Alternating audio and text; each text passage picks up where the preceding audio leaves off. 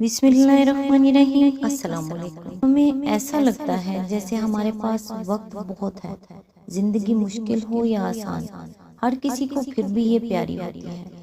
دکھوں کو دیکھ کر جی چاہتا ہے سانس بھی رک جائے، لیکن پھر ان چند لوگوں پر جب نگاہ پڑتی ہے جن کی سانسیں ہماری سانسوں کی وجہ سے بحال ہیں، تو زندگی کچھ آسان لگنے لگتی ہے۔ ہم ہمیشہ ان چیزوں میں کھوئے رہتے ہیں جو ہمارے پاس نہیں ہوتی، اور ان چیزوں کو بھول جاتے ہیں جو ہمارے پہلو میں بیٹھ کر محبت بھری نگاہ سے ہمیں تکتی ہیں۔ یہ زندگی خدا کا تحفہ ہے، اس کا ایک ایک لمحہ جینا سیکھو، اسے مسکرا کر بسر کرنا سیکھو۔ جو چلا گیا اس پر صبر، اور جو پاس ہے اس پر شکر کرنا سیکھو۔ سارے پچھتاؤں اور وسوسوں کے بغیر اسے ایک نئی نگاہ سے دیکھنا سیکھو۔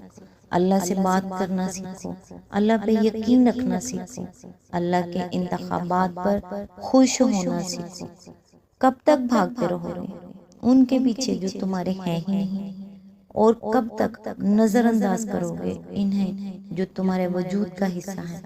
آخر کبھی نہ کبھی تو یہ تھکن تمہیں واپس تمہارے ٹھکانے پر لے کر آئے گی، پھر تم ملال کرو گے اس وقت کا جو تم نے لا حاصل کے ہوس میں گزار دیا۔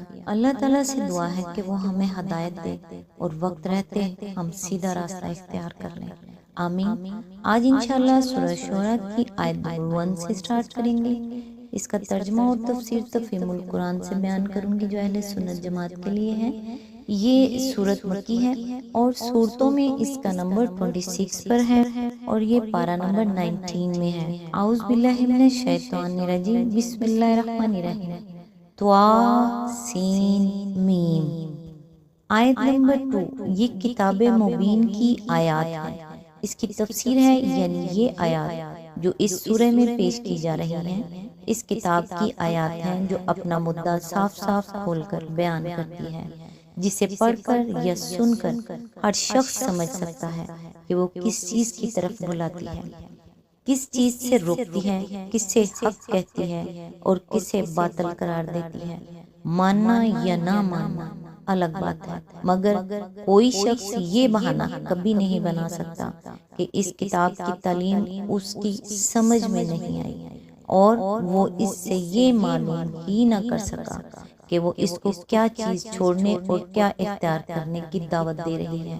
قرآن کو الکتاب المبین کہنے کا ایک دوسرا مفہوم بھی ہے، اور وہ یہ کہ اس کا کتاب الہی ہونا ظاہر و باہر ہے۔ اس کی زبان، اس کا بیان، اس کے مضامین، اس کے پیش کردہ حقائق اور اس کے حالات نزول سب کے سب صاف صاف دلالت کر رہے ہیں کہ یہ خداوند عالم ہی کی کتاب ہے۔ اس لحاظ سے ہر فقرہ جو اس کتاب میں آیا ہے ایک نشانی اور ایک معجزہ یعنی آیت ہے۔ کوئی شخص عقل و خرد سے کام لے تو اسے محمد صلی اللہ علیہ وآلہ وسلم کی نبوت کا یقین کرنے کے لیے کسی اور نشانی کی حاجت نہیں۔ کتاب مبین کی یہی آیات یعنی نشانیاں اسے مطمئن کرنے کے لیے کافی ہیں۔ یہ مختصر تمہیدی فقرہ اپنے دونوں معنوں کے لحاظ سے اس مضمون کے ساتھ پوری مناسبت رکھتا ہے جو آگے اس صورت میں بیان ہوا ہے۔ کفار مکہ نبی صلی اللہ علیہ وآلہ وسلم سے معجزہ مانگتے تھے تاکہ اس نشانی کو دیکھ کر انہیں اطمینان ہو کہ واقعی آپ یہ پیغام خدا کی طرف سے لائے ہیں۔ فرمایا گیا کہ اگر حقیقت میں کسی کو ایمان لانے کے لیے نشانی کی طلب ہے تو کتاب مبین کی یہ آیات موجود ہیں۔ اسی طرح کفار نبی صلی اللہ علیہ وآلہ وسلم پر الزام رکھتے تھے کہ آپ شاعر یا کاہن ہیں۔ فرمایا گیا کہ یہ کتاب کوئی چیستہ اور معمہ تو نہیں ہے، صاف صاف کھول کر اپنی تعلیم پیش کر رہی ہے۔ خود ہی دیکھ لو کہ یہ تعلیم کسی شاعر یا کاہن کی ہو سکتی ہے۔ آیت نمبر 3، اے محمد شاید تم اس غم میں اپنی جان کھو دو گے کہ یہ لوگ ایمان نہیں لاتے۔ اس کی تفسیر ہے، نبی صلی اللہ علیہ وآلہ وسلم کی اس حالت کا ذکر قرآن مجید میں مختلف مقامات پر کیا گیا ہے۔ مثلا سورہ کہف میں فرمایا فَلَعَلَّكَ بَاخِعٌ نَفْسَكَ عَلَىٰ آثَارِهِمْ إِن لَّمْ يُؤْمِنُوا بِهَٰذَا الْحَدِيثِ آسَفًا۔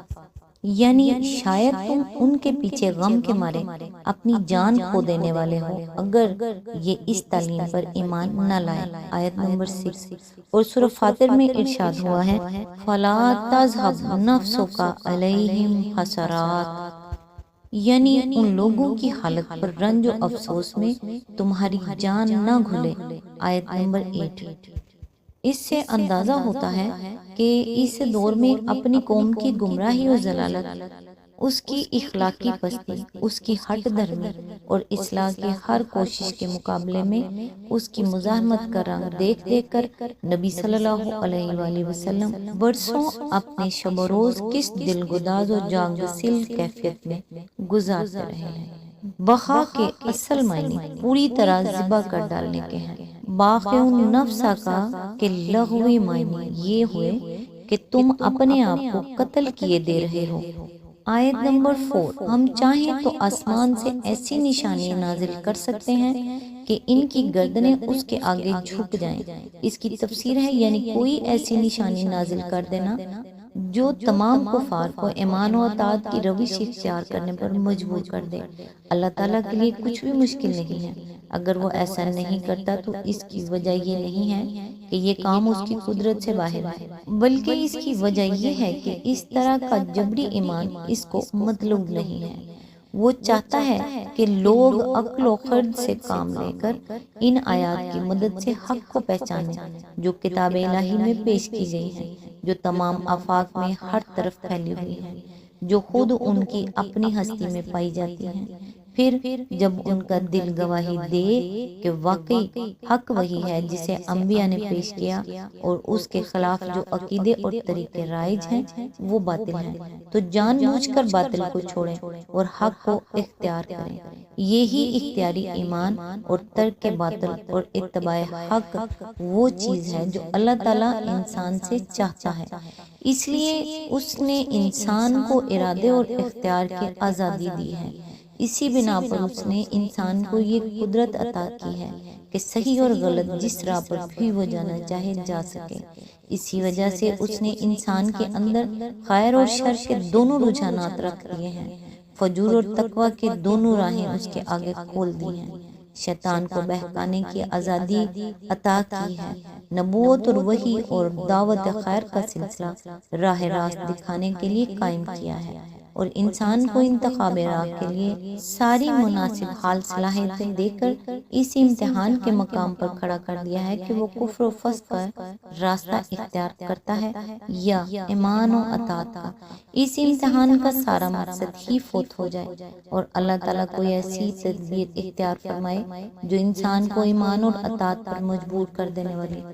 جبری ایمان ہی مطلوب ہوتا تو نشانیاں نازل کر کے مجبور کرنے کی کیا حاجت تھی؟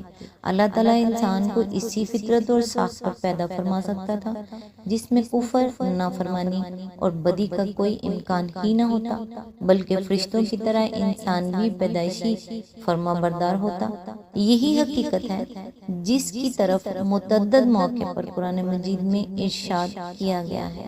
مثلاً فرمایا وَلَوْ شَاءَ رَبُّكَ لَآمَنَ مَنْ فِي الْأَرْضِ كُلُّهُمْ جَمِيعًا أَفَأَنْتَ تُكْرِهُ النَّاسَ حَتَّى يَكُونُوا مُؤْمِنِينَ، یعنی اگر تمہارا رب چاہتا تو زمین کے رہنے والے سب کے سب لوگ ایمان لے آتے، اب کیا تم لوگوں کو ایمان لانے پر مجبور کرو گے؟ سورہ یونس آیت نمبر 99۔ اور وَلَوْ شَاءَ رَبُّكَ لَجَعَلَ النَّاسَ أُمَّةً وَاحِدَةً وَلَا يَزَالُونَ مُخْتَلِفِينَ إِلَّا مَن رَّحِمَ رَبُّكَ وَلِذَلِكَ خَلَقَهُمْ، یعنی اگر تیرا رب چاہتا تو تمام انسانوں کو ایک ہی امت بنا سکتا تھا، وہ تو مختلف راہوں پر ہی چلتے رہیں گے اور بے راہ رویوں سے صرف وہی بچیں گے جن پر تیرے رب کی رحمت ہے، اسی لیے تو اس نے ان کو پیدا کیا تھا۔ سورہ ہود آیت نمبر 119۔ مزید تشریح کے لیے ملاحظہ و تفہیم القرآن جلد 2، سورہ یونس حواشی نمبر 101 to 102، سورہ ہود حاشیہ نمبر 116۔ آج تک کے لیے بس اتنا ہی، نیکسٹ انشاءاللہ آیت نمبر 5 سے سٹارٹ کریں گے۔ تب تک کے لیے دعاؤں میں یاد رکھیے گا۔ اللہ حافظ۔